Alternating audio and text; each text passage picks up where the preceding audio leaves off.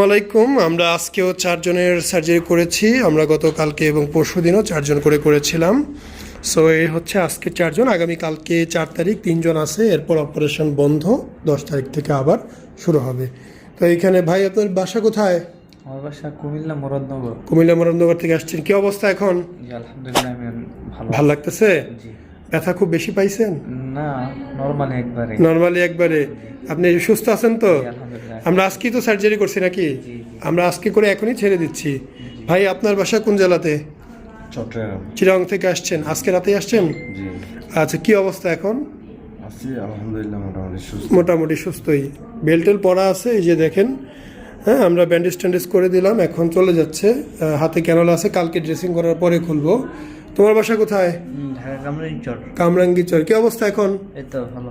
ভালো? খারাপ লাগতেছে? না না না, একদম কোনো কষ্ট হচ্ছে? না না, সার্জারি কেমন অভিজ্ঞতা ছিল? একদম ভালো, কোনো ব্যথা ছিল না।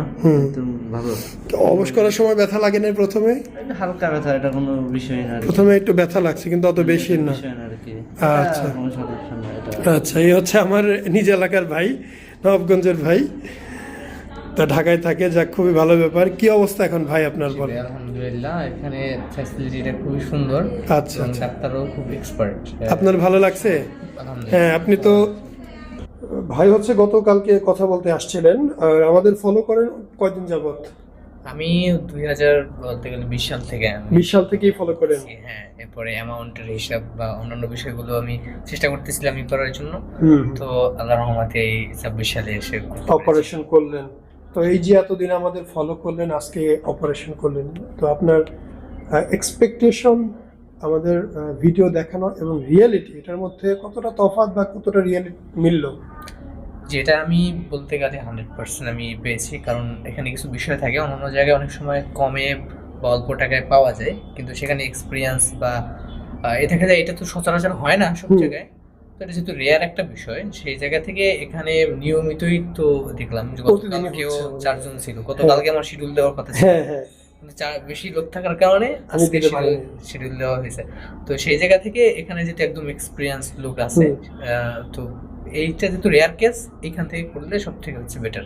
যাক, খুবই ভালো বিষয়। তা ছোট ভাই, তুমি তো অনেকদিন আগে আমাদের দেখে গেলা, তো তোমার এত দেরি হইলো কেন করতে? আমার একটু সমস্যা ছিল এই জন্য, কিন্তু আপনি দেখেন অনেক এক্সপিরিয়েন্স ছিল, আর আমার ইচ্ছে ছিল এখান থেকে করাবো। আমি অন্য জায়গায় দেখিনি, আমি ওই অনেক আগে থেকে আপনার ইউটিউব চ্যানেল দেখতাম। আচ্ছা আচ্ছা আচ্ছা। দেখতে দেখতে এবার করালাম আর কি। আচ্ছা, আলহামদুলিল্লাহ, ভালো।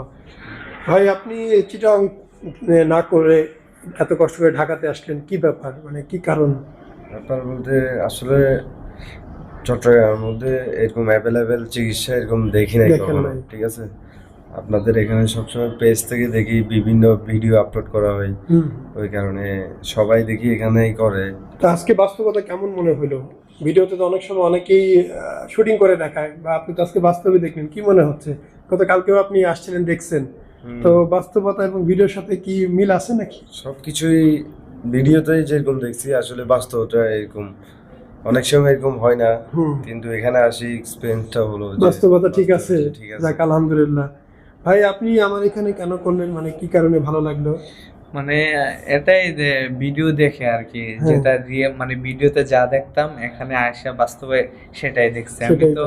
অনেক আগে থেকে আপনাকে ফলো করি বা আপনার আচ্ছা। ভিডিও অনেক আগে থেকে দেখি, আচ্ছা, তো এই কারণে নিজে একাই চলে আসছি আর কি। আলহামদুলিল্লাহ। যাক, ঠিক আছে, আপনাদের সবাইকে আমরা তো ইনস্ট্রাকশন দিয়ে দিলাম। ইনশাআল্লাহ কালকে আপনাদের সবার সাথে সকাল 10টায় দেখা হবে। জি ইনশাআল্লাহ।